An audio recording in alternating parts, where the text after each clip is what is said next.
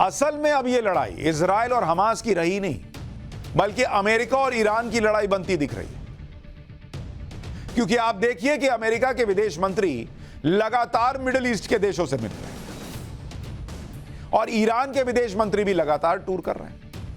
पिछले कुछ दिनों में अमेरिका के विदेश मंत्री एंटनी ब्लिंकन ने इजराइल का दौरा किया, बहरीन गए, जॉर्डन, कतर, यूएई, सऊदी अरब, इजिप्ट का दौरा कर लिया। ये भाई पूरा घूम आया।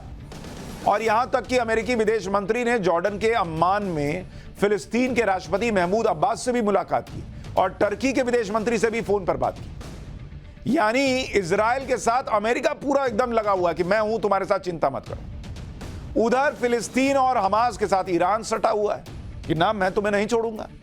ईरान ने भी अपने विदेश मंत्री हुसैन अमीर अब्दुल्ला हैन को ईरान के दोस्तों से मिलने भेज दिया कि अच्छा अमेरिका का विदेश मंत्री मिलने जा रहा है, सुनो तुम भी निकलो।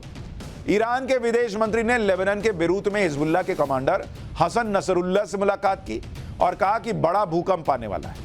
अब बड़ा भूकंप क्या है?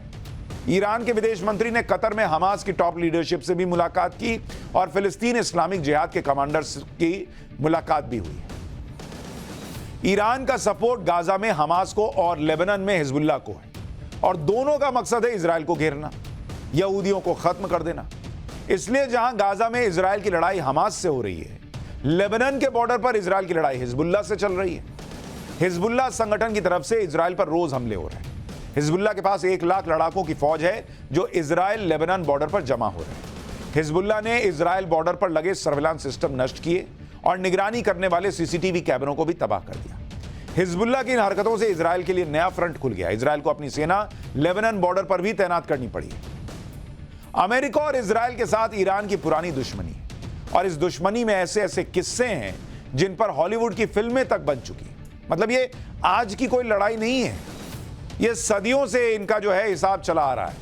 दोनों एक दूसरे को फूटी आंख पसंद नहीं करते।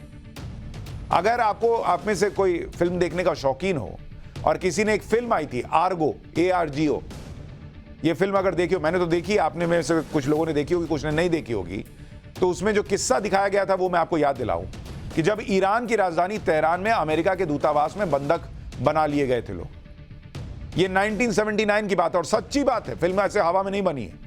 1979 में ईरान में कट्टरपंथी मौलानाओं का राज आ गया था और उन्होंने सत्ता में आते ही इजराइल के साथ सारे संबंध तोड़ दिए। ईरान के कट्टरपंथी मौलानाओं ने इजराइल को इस्लाम का दुश्मन और छोटा शैतान बताया और अमेरिका को बड़ा शैतान बताया।